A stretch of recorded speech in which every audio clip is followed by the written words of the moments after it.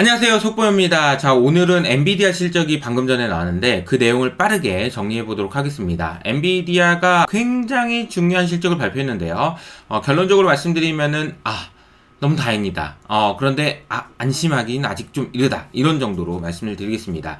엔비디아가 오늘 방금 전에 실적이 발표됐는데 어제 장중에는 주가가 3.6%나 상승하면서 잘 나오겠지라는 것이 좀 반영이 돼 있는 상태에서 실적이 발표됐다라는 걸 먼저 아시고요. 시간에서 1.5% 정도 상승을 했었는데 지금 제가 다시 준비하는 과정에서 보니까 다시 보합 수준까지 내려왔더라고요. 그래서 아직까지 시장에서 엔비디아의 실적에 대한 판단이 끝나진 않은 것 같습니다. 근데 저는 솔직히 진짜 선방했다라고 생각합니다. 주가의 흐름을 보면 최근에 이제 딥시크 때문에 제대로 한번 맞았다가 반등을 많이 했다가 또 빠졌다가 또 반등을 하는 모습. 그래서 지금 어떻게 보면 주가는 작년 7월 정도 수준에서 계속 왔다 갔다 하면서 횡보하고 있는 모습을 보여주고 있는 것 같습니다. 작년 말이죠. 작년 말에 기록했던 150불 정도의 수준, 그러니까 이제 3.5조 달러 이렇게까지 올라갔었던, 그래서 시가총액 1위가 되고 그런 모습을 다시 회복하면서 우리 엔비디아의 시가총액이 3조가 아니고 4조 달러가 될 수 있느냐, 이런 정도의 이야기는 아직은 좀 시간이 걸리지 않을까라는 생각을 하게 됩니다. 근데 이게 3조, 4조 그러니까 별거 아닌 것 같죠? 근데 그게 아니에요. 3조 달러면은 코스피의 1.5배고요. 4조 달러 그러면은 코스피의 2배짜리가 회사가 되는 겁니다.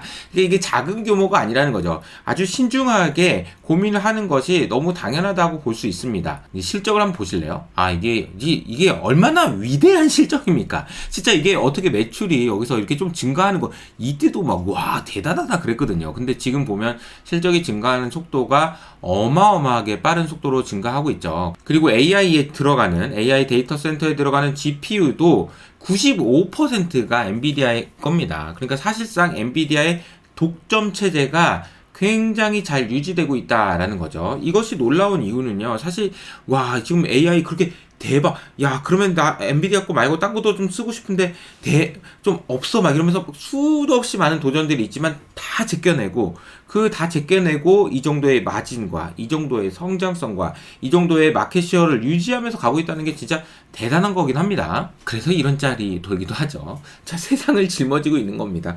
엔비디아 네가 잘해줘야 돼. 네가 안 되면은 우리 다 망해. 이런 분위기였는데 자연스럽게도 놀라운 실적을 발표했고, 그래서 이제 엔비디아도 젠슨왕의 어깨도 그렇게까지 무겁진 않지 않을까, 이런 생각을 하게 됩니다. 숫자를 좀 보면 매출은 컨센서스 대비해서 3% 정도 상회, 그리고 EPS 순이익 전망치도 6% 정도 상회, 그리고 데이터 센터의 매출도 6% 상회. 좋았습니다. 좀 더 구체적으로 보면 어마어마하게 빠른 속도로 성장하고 있는 매출, 하지만 매출 성장률은 좀 둔화된다. 그리고 데이터 센터의 매출 역시 매우 빠른 속도로 성장하고 있긴 하지만 성장률 자체는 줄어들고 있다라는 거죠. 지난 2024년 1분기, 작년 1분기 때 생각해보면요, 그때의 데이터 센터 매출 성장률이 400%였어요. 그러니까 이거 어마어마한 성장률인 거죠. 그래서 주가를 보면 당시가 어느 정도 고점이었다라고 볼 수 있습니다. 그때 보여줬던 성장률이 지금 주가랑도 유사하다라는 것은 성장률 자체가 주가에 얼마나 큰 중요한 요인인지를 보여주고 있는 것 같습니다. 그래서 이렇게 대단한 실적이긴 하지만 성장률이 둔화된다는 것은 주가라는 측면에서 보면 좀 별론데 라고 생각할 수 있습니다. 또 한 가지는 뭐냐면은 마진인데요. 마진이 어떻게 물을 길러다가 파는 것도 아니고 어떻게 마진이 80%의 마진이 나니, 이런 얘기를 할 수 있잖아요. 그래서 작년 1분기 때 78%였던 마진이 75, 74, 73 이런 식으로 줄어들고 있고, 다음 분기의 가이던스는 이게 관세 때문에 어떻게 될지 모르겠고 요즘에 만드는 게 좀 복잡하고 그래서 좀 마진이 좀 떨어질 것 같아. 근데 얼마나 떨어져? 70%. 70%도 대단한 건데. 그런데 70%로 떨어진다라는 것에 대해서 좀 투자자들이 실망하면서 주가가 크게 오르지 않고 있다라는 얘기가 나오고 있습니다. 마진이 조금씩 줄어들고 있다라는 거죠. 그리고 이 그림에서 보시는 것처럼 과거에는 엔비디아 실적이 데이터 센터 말고도 게임 관련된 거 들어간다 이런 얘기 있지만, 지금 요즘에는 데이터 센터 향으로가 거의 다이기 때문에 엔비디아의 매출은 90%가 데이터 센터 10% 향이다 이렇게 보시면 될 것 같습니다. 자, 그래서 다음 분기 가이던스도 뭐 예상보다 좋은 가이던스를 줬는데 아까 말씀드린 대로 매출 총이익률 부분에서는 조금 실망스러운데 라는 내용들이 볼 수 있어서 일단 주목해 보셔야 될 것 같고요. 어닝콜에서 나왔던 얘기들을 몇 가지 정리하면서 마무리를 하도록 하겠습니다.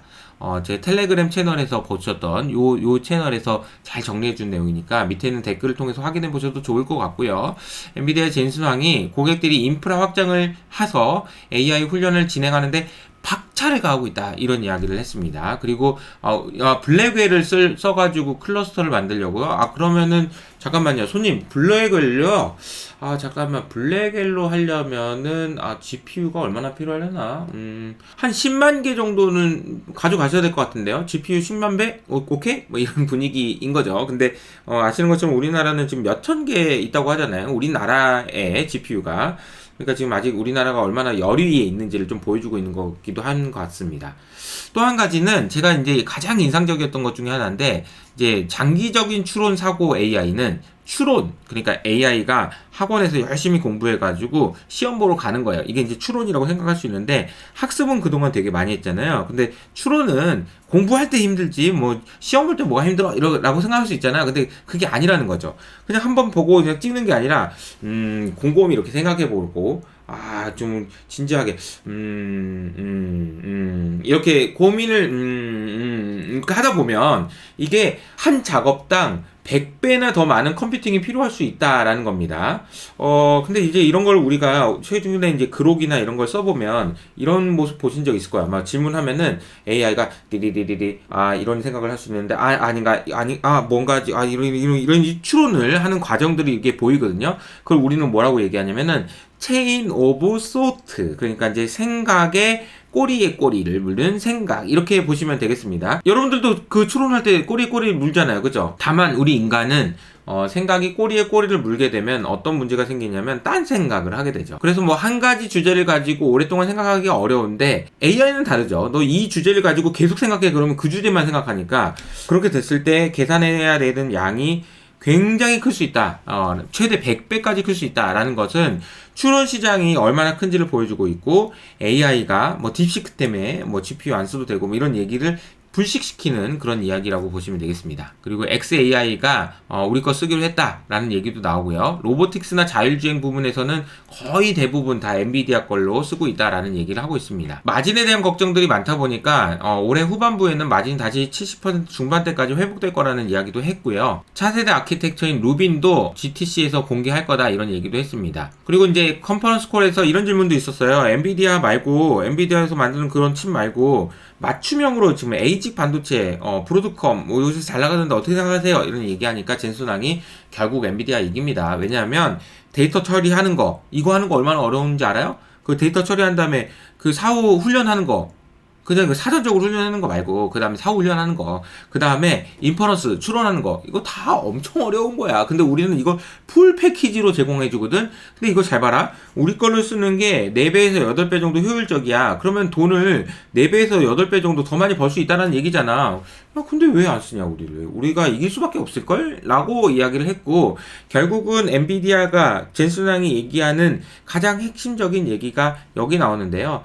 칩을 만드는 데서 그치는 것이 아니라 소프트웨어 생태계를 구축하는 것이 중요하다라는 얘기를 했습니다. 사실 이 말이 엔비디아의 주가가 시가총액이 3조 달러 수준에서 4조 달러, 코스피의 2배 정도 되는 그런 시가총액을 만들어낼 수 있느냐 여부는 칩만 만드는 회사가 아니고 소프트웨어 생태계가 완벽하게 구축돼서 여기에서 돈을 벌 수 있는 회사다라는 것이 확인된 후에야 가능할 거라고 생각합니다. 그러니까 좀 시간은 걸리겠죠. 하지만 충분히 가능하다라고 생각을 합니다. 마지막으로 젠슨왕이 얘기했던 걸 보면 어떠한 기술도 AI만큼 GDP의 더 큰 부분을 차지할 거라고 볼 수 있는 기회는 없었다라고 얘기하면서 AI의 중요성을 다시 한번 강조했습니다. 최근에 보면 뭐 AI와 관련된 M7의 주가가 고점 대비해서 10% 정도 조정을 받았어요. 생각보다 큰 조정을 받았죠. 그래서 그렇다 보니까 요즘에는 매그니피선트, 그러니까 M7이라는 얘기를 안 하고요. L7이라는 얘기를 하더라고요. L7이 뭐냐면 레그니피선트라고 해서 얘네들 별거 아니야. M7 옛날엔 잘했지 그거 별거 아니야 그런 이제 분위기가 연출되고 있다라고 합니다. 이렇다 보니까 오히려 좀 웃고 있는 데도 있는데요. 바로 펀드 매니저들입니다. 왜냐하면 우리나라에서도 삼성전자처럼 큰 주식이 많이 올라가잖아요. 그러면 시장을 이기기가 되게 어렵습니다. 미국에서도 주도하는 섹터들, 주도하는 종목들, M7 이런 것들만 계속 가다 보니까 펀드 매니저들이 너무 힘들었던 거죠. 지난 10년 동안에 펀드 매니저들 중에서 시장을 이기는 애들이 10%밖에 안 됐다라는 거예요. 근데 최근에는 50% 정도가 나 좀 주식 좀 하는 것 같은데? 이런 이야기를 하고 있다는 거죠. 왜냐하면 M7 말고도 지금 주가가 오르고 있는 종목들이 많아서 야 여기서 돈 벌어야지 해가지고 엣지를 내가지고 수익을 내고 이런 애들이 많아서 오히려 더 좋다라는 얘기도 나옵니다. 뭐 저는 이게 되게 자연스러운 현상이라고 생각해요. 뭐 M7만 갈 수는 없잖아요. 얘도 좀 쉬어갈 때 다른 애들도 가는 그런 현상들이 있어야죠. 그래야 이것도 좋고 이것도 좋고 얘 M7 다 쉬었으면 또 가고 이런 분위기 아니겠습니까? 최근에는 M7 그리고 이제 AI 관련된 주식들이 차익 실현 매물 압박이 크고 그리고 이제 중국으로 가는 게 낫지 않겠어? 이런 분위기가 많긴 하지만 결국 지나놓고 보면 AI도 계속 갈 거라는 생각을 하게 만드는 중요한 클루를 준 것이 엔비디아 실적 아닌가 싶습니다. 물론 엔비디아 이번 실적 때문에 엔비디아 주가가 신고가를 뚫는 그런 흐름이 나오기는 아직은 역부족이긴 하지만 그래도 잘 버텨줬다라는 데 의미가 있지 않나라는 생각이 들고요. 오늘은 엔비디아 실적을 정리했고요. 테슬라의 주가가 너무 많이 빠지죠. 그러니까 500불 수준까지 갔다가 지금 300불까지 빠졌는데 이 내용에 대해서 좀 정리를 해드려야 될 것 같다라는 생각이 들어서 다음번에는 테슬라의 밸류에이션을 정리하는 영상으로 찾아뵙겠다는 약속을 드리면서 오늘은 여기서 마무리하도록 하겠습니다. 감사합니다.